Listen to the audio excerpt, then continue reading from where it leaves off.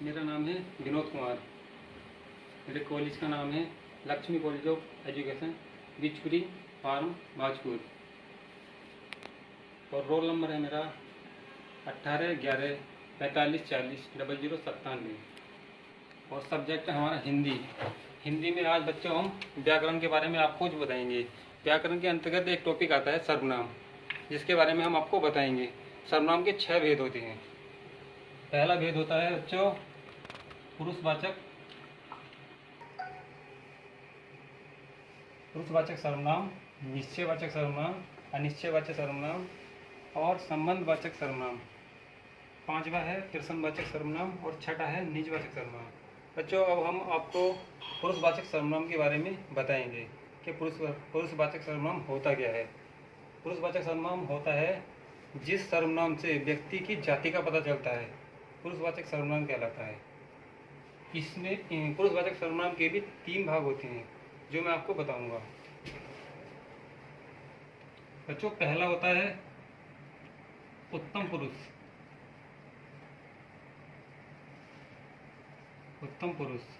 बच्चों दूसरा होता है मध्यम पुरुष।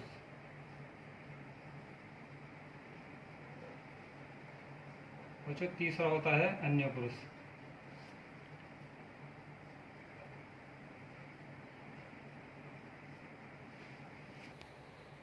उत्तम पुरुष वह होता है जो वक्ता द्वारा स्वयं के लिए प्रयुक्त किया जाता है, उत्तम पुरुष कहलाता है। जैसे मैं, हम, हमको, हमारा इत्यादि। दूसरा होता है मध्यम पुरुष।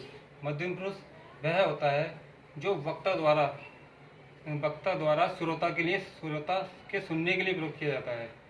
जैसे तुम, तुम्हारा, तुझे, तुझको इत्यादि। अब आता है, हम बात करेंगे अन्य पुरुष की। अन्य पुरुष वह होता है जो किसी अन्य व्यक्ति के लिए प्रयुक्त किया जाता है। जैसे हम कहने लग जाएं, राम ने सोहन से कहा कि कल मोहन हमारे घर आ रहा है, तो रोहन अन्य पुरुष हो गया। बच्चों अब हम पढ़ेंगे निश्चयवाचक सर्वनाम। निश्चयवाचक सर्वनाम की परिभाषा यह होती है किसी निश्चित वस्तु के होने का बोध होता है, निश्चयवाचक सर्वनाम कहलाता है। अब इसके उदाहरण जैसे वह मेरी पुस्तक है, तो ये निश्चित है कि वह मेरी ही पुस्तक है। जैसे वह मेरा घर है, तो ये कोई नहीं बदल सकता कि ये निश्चित नहीं है। ये निश्चयवाचक सर्वनाम कहलाता है। बच्चों इसके बाद आता है अनिश्चयवाचक सर्वनाम। अनिश्चयवाचक सर्वनाम निश्चयवाचक सर्वनाम का उल्टा होता है। जैसे हम कह सकते हैं इसकी परिभाषा, अनिश्चयवाचक सर्वनाम वह होता है जिसका निश्चित होने का कोई पता नहीं होता, वो निश्चित वस्तु, जैसे कोई, कुछ इत्यादि। कोई में जैसे दरवाजे, उदाहरण इसका एग्जाम्पल हम देना चाहेंगे। जैसे दरवाजे पर कोई खड़ा है, तो ये निश्चित नहीं है कौन है, हम नहीं जानते उसे कौन खड़ा है। या फिर हम कहने लग जाएं वह कल आएगा, कल का हमें किसी का नहीं पता, कल कौन आने वाला है। बच्चों नंबर पर आता है संबंधवाचक सर्वनाम।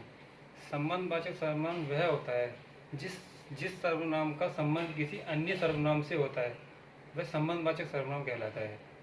जैसे जो, सो, जैसे तैसे। अब इसका एग्जाम्पल हम देना चाहेंगे, जो खोएगा वो पाएगा, जैसी करनी वैसी भरनी, पढ़ोगे तो नौकरी पाओगे। आज हमारा सब्जेक्ट रहेगा सामाजिक अध्ययन। बच्चों आज हम सामाजिक अध्ययन के बारे में आपको बताएंगे। सामाजिक अध्ययन में हमारा प्रकरण या टॉपिक हमारा रहेगा उत्तराखंड का उदय।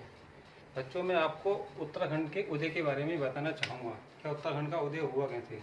उत्तराखंड का उदय सर्वप्रथम 1952 में पीसी जोशी द्वारा उत्तरांचल की मांग की गई थी।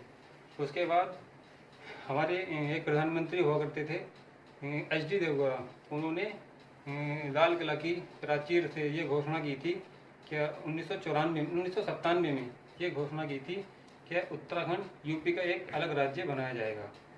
आज मैं आपको उत्तरांचल के बारे में कुछ बताना चाहूँगा, क्या उत्तरांचल का निर्माण कैसे हुआ।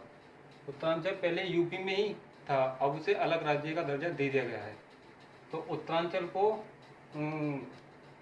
9 नवंबर सन 2000 को उत्तरांचल का निर्माण किया गया। फिर उसके बाद 1 जनवरी 2007 को इसका नाम परिवर्तन करके उत्तराखंड कर दिया गया। अब मैं आपको उत्तराखंड के बारे में बताऊंगा। क्या उत्तराखंड में कितने ज़िले हैं और राजधानी क्या है उसकी और कितने मंडल हैं। मैं आपको स्टार्ट करते हैं उत्तराखंड के मंडल के बारे में। उत्तराखंड के 2 मंडल हैं। पहला मंडल है हमारा गढ़वाल मंडल।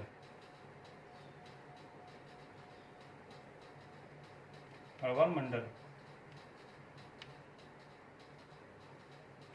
और दूसरा है हमारा कुमाऊं मंडल।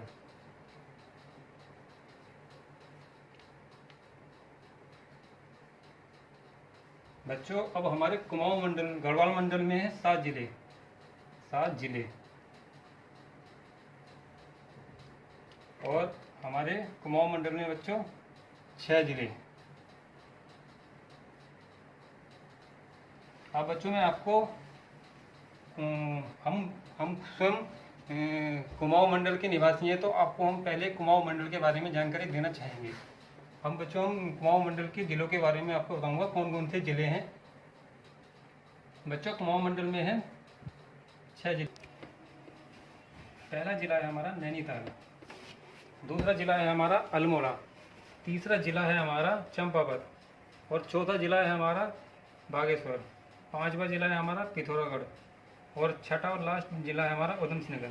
बच्चों अब मैं आपको इन जिलों की स्थापना कब हुई और कैसे हुई। बच्चों पहला जिला है हमारा नैनीताल। नैनीताल की स्थापना हुई थी 1841 में। एक वैज्ञानिक हुआ करते थे पी वेरेन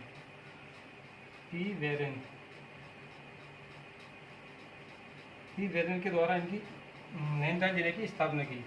दूसरा जिला है हमारा अल्मोड़ा जिले की स्थापना भी 1841 में ही की गई। तीसरा जिला है हमारा चंपावत की स्थापना हुई थी हमारी 1997 में। चौथा जिला है हमारा बागेश्वर जिले की स्थापना भी 1997 में ही की गई। बच्चों में ये इस तरह से इसलिए लिख रहा हूँ जिससे कि आपको ये दोनों याद करने में आसानी हो जाए। बच्चों 5वां जिला है हमारा पिथौरागढ़। इसकी स्थापना हुई थी 1960 में। बच्चों लास्ट और अंतिम जिला है हमारा उधमसिंह नगर, जिसके हम स्थायी निवासी हैं। इसकी स्थापना हुई थी बच्चों 1995 में। बच्चों मैं आपको अब नैनीताल के बारे में बताना चाहता हूँ कुछ। नैनीताल जिले में झीलों के लिए प्रसिद्ध है नैनीताल जिला हमारा। बच्चों दूसरा